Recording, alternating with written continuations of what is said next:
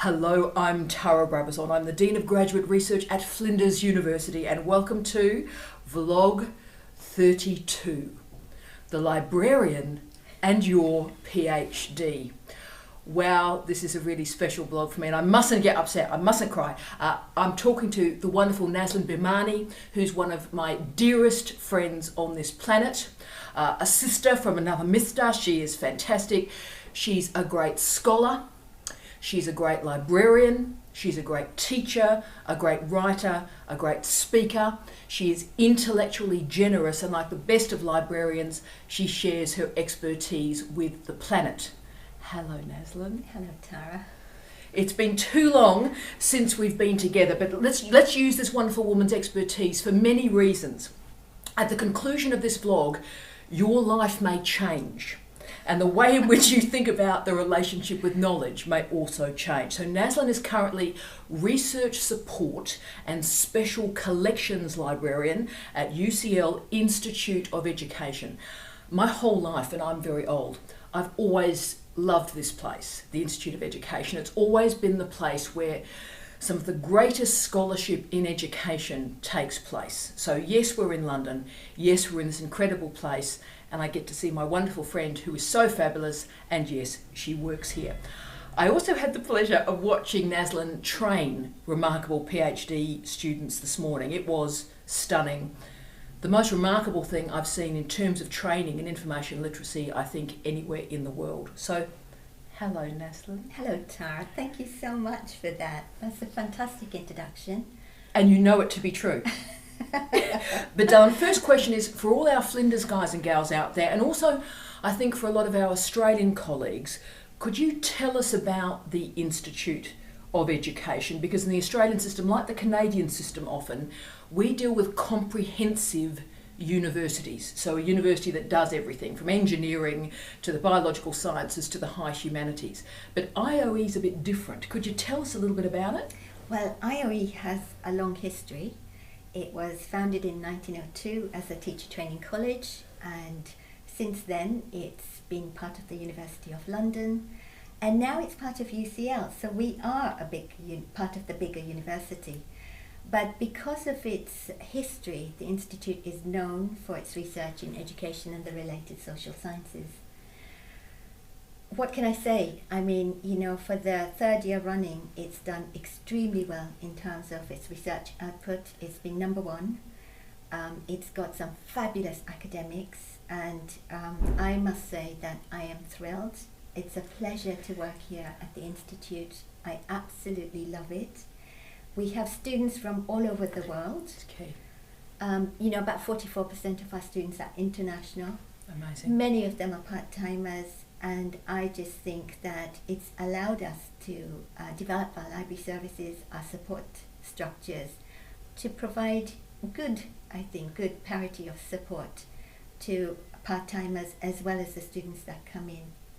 And we see the students as future educationalists, the decision makers in education, wow, wherever they are in the wow, world.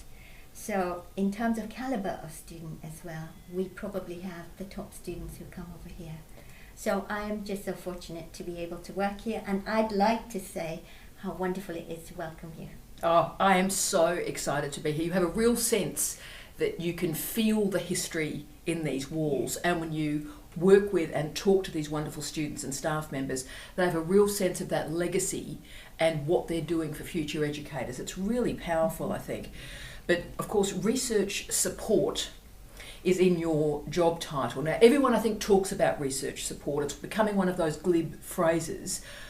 How do you define that phrase, research support, and what does that look like for PhD students? Okay, so a lot of my job is supporting the students who are registered with the Centre for Doctoral Education here at the Institute. And they could be as I said, international part-time, not always in London. Yeah. So there's a lot of sort of online support that's been set up for them. But it's, in terms of research support, it's actually developing the student as a future decision maker. This is, I see these students not as PhD students, but as somebody that I can spend some time with, and I'm lucky enough to be able to do that, but to spend some time with in terms of talking about their early career development, and also in terms of them as future academics who will be making decisions, who will be supporting their students. So I think that whatever research support I provide to them needs to stick. Yes. It needs to be embedded in their practice, in their research, in their teaching. So it's part of the whole package, in other words. And it's also a part of sort of looking at not just information literacies, but also the digital literacies as well. So developing themselves as people who can use technology to understand how knowledge has been put together and to use technology for research purposes as well, if that makes sense. Look, it certainly does, and I've noticed the difference, because obviously I actually was a head of school of teacher education for a period, and have worked in and with and around education faculties for a long time. And something feels different here. I'll need to think about what I've seen, but there is that real sense that these men and women are centred. They're not substandard. They're not sort of teacher education doing a professional doctorate. They are leaders, and they're being addressed and talked to as leaders in education. And that makes this place, I think, quite extraordinary. But you've already mentioned information literacy, and I'm going to go there for a moment, because I think you and I have known each other a long time, and we've been in universities for a lot of the last 20 years, and a lot of money has been spent on hardware and software, and not much attention has been put on what I call wetware, or information literacy. And really, for me, information literacy is the skill that we need on this planet right now. But why is it marginalised? Why aren't we talking about information literacy every day? Well, I think it's really how we've sort of evolved, how the digital has evolved, you know, the libraries, and also society, really.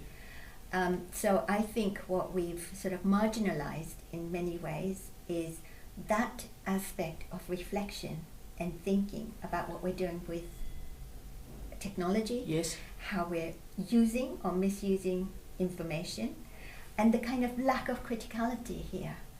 So I think, you know, there's an assumption that, for example, just because you know how to use a smartphone, or you've got a computer and you're familiar with the software or the hardware for that matter, you know why and how it's been put together and how the information is presented to you. And I think we can get sucked down these channels if we're not careful. So I think you do need to be really careful and to spend time reflecting. This is one of the things that I was talking about today in the session. I thought it was really important that students give themselves the time, actually set aside time to think about what they found, how the knowledge has been put together, how it's been packaged. I think that's the important thing. Wow. And I think that if we can say slow down, because we do need to slow down in this very fast society, and say think very critically about what is being presented to you, why it's being presented to you, who has presented that information to you, etc. So you go into the whole information evaluation side of it. So much of this is assumed, and I think that's the problem. You know, academics assume that their students know so much, whereas in fact, and the students assume that because the academics are assuming this, it somehow gets forgotten about, or it's just accepted as, oh, well, you know what I mean. Well, actually, we need to unpack this. And I think it's a dumbing down of information literacy. I almost call it the Facebookification of information literacy, which has a profound effect on knowledge. And what you taught this morning was, you know, really talking through what the open access movement does, the consequences of corporate publishing on academic knowledge. You really were providing incredible accountability and transparency for those students. It was profound. I saw people's lives change this morning, and I'm sure you're changing people's lives right now. The other bit of your job, which I love you for doing this, is about special collections. Now, there may be an argument in a digital age, darling, why would we need a special collection when all collections are the same all around the world? Why do we need attention to the special collection now?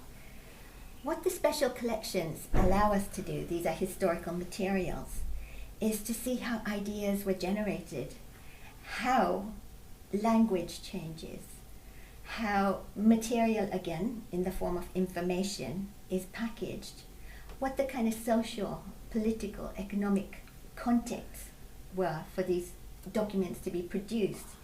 I think we often overlook this, and as a consequence, I think students or academics may generate material or scholarship which may not be as interesting, or it may regurgitate information we already know. Going back to source materials like the special collections, the rare books, the archives, provides us with another dimension, and we're looking at history constantly. We're kind of questioning why we've accepted a certain way of thinking or accepting facts. Yeah. And I think it's really important for us to question, because we can then make the links not just to the past, but to the present, and we can consider the future as well. I think that's crucial. Isn't that part of education? Isn't that what education is about? It is. It's everything about what education is about. And you did many profoundly important things this morning. One of them, which blew my head off into a different time zone, is you revealed and talked through a report that discussed the impact of PhD students emphasising secondary sources and not primary sources. And I hadn't thought through that before. Having said that, I haven't heard anybody except you mention primary sources in 10 years. Wow. Now, isn't that tragic? So have you thought through the consequence of all of us using secondary sources and data mining secondary sources and forgetting the primary? Yeah, well, as I said, I feel really passionate about this, as you can see. Yeah, come on!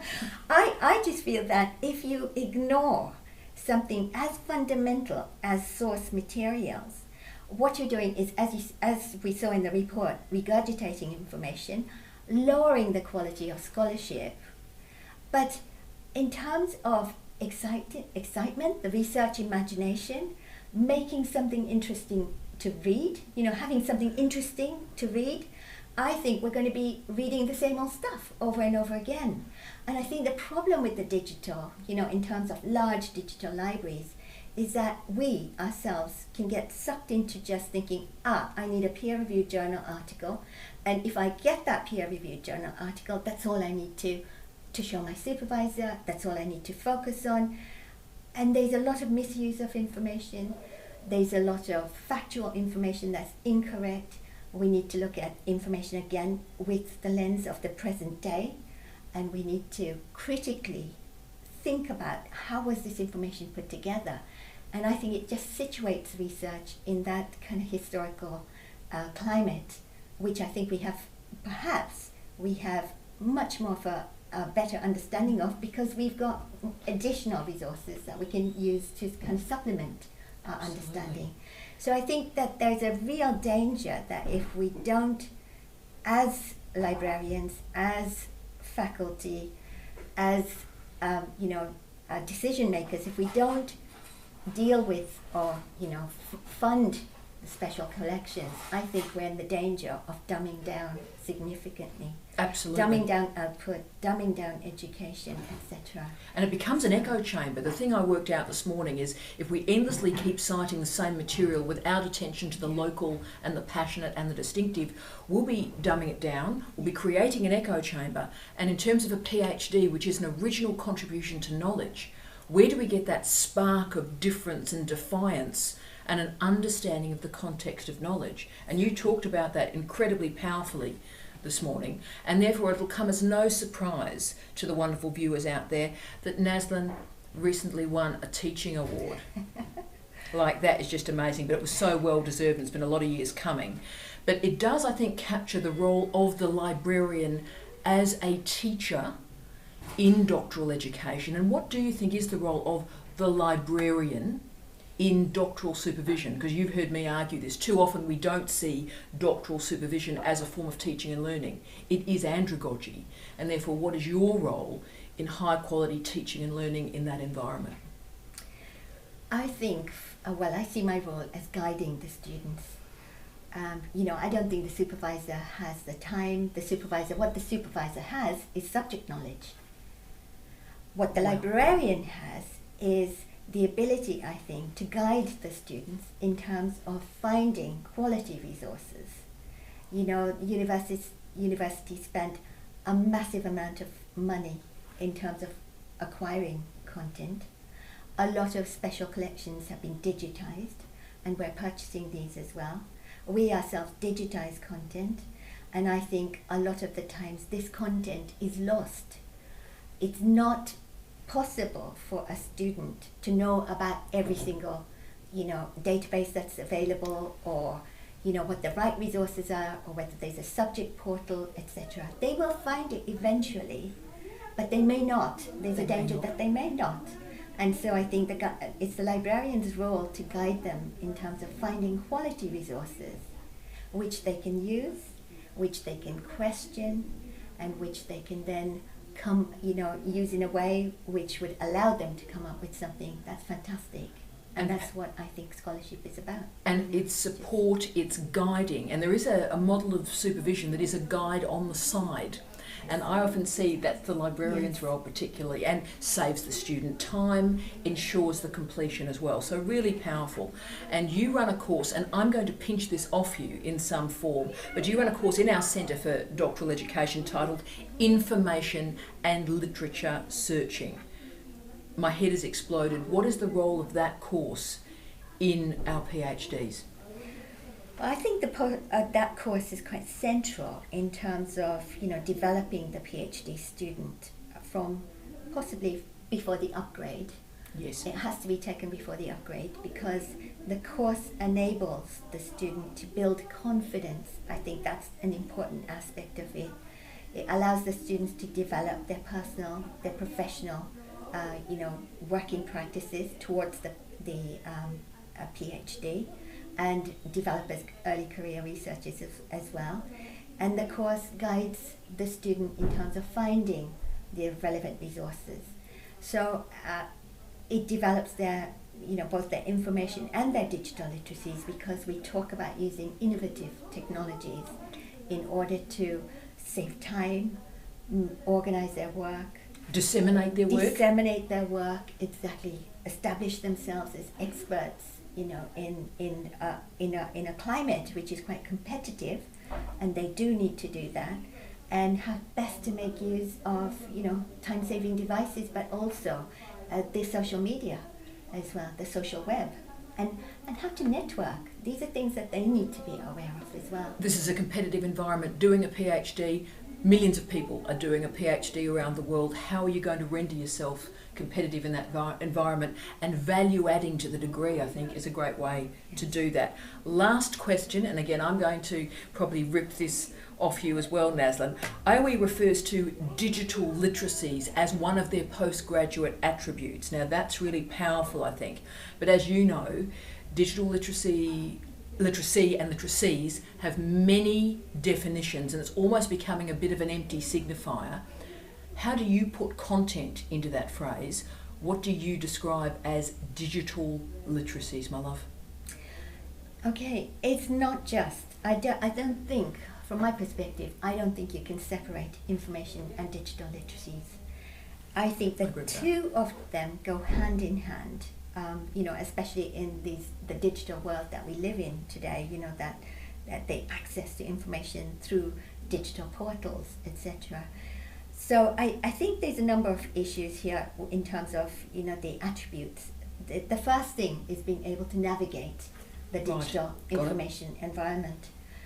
I think they need to use the technologies that allow them to save time. Yes. To manage information. Yes. And that includes data as well. So it's not just about information in the sense of literature, but it's also about thinking about the data that they're going to collect, or whether they're going to reuse data. And how they share it too, how they protect the data set. Exactly, understanding the ethical aspects of and the copyright implications in terms of the digital.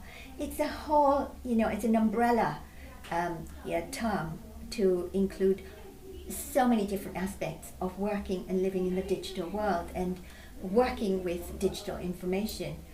But I think this is really important, that it's also a way in which, as we develop the digital literacies, postgraduate students, early career researchers can think about how these innovative technologies can help change their methodologies. We're talking about text mining, we're talking about, reuse of data. Using tweets, all of a sudden using Yes. tweets as a data source, my goodness me. Exactly. Using the hashtag, following a hashtag as an unobtrusive research method. Absolutely. So this kind of develops them as, possibly as early career researchers who are aware of the potentials of using these these technologies, sort of thing. So I think we could be quite tunnel visioned in how we would see these digital literacies. I think that needs to be widened up a lot more, and that's what I aim to do on that course. And I tell you what, my goodness me, you succeed, because also there's a lot of attention on the evaluation of material. And I saw the first class today and it was like, that was unbelievable, that was extraordinary. So Nazlin, you and I have known each other a lot of years. And I love you like life is long, and you know that, and I respect you enormously as a woman, as a scholar, and as someone who is transforming this planet every day by doing the hard lifting, the heavy lifting, helping our students become the best scholars they can be. So it's been lovely spending this time with you, and isn't she fabulous, guys and gals? So on behalf of Nazlin and myself, as always, I wish you love, I wish you light, I wish you peace. Take care, guys. Thank you. She's brilliant, eh? Thanks.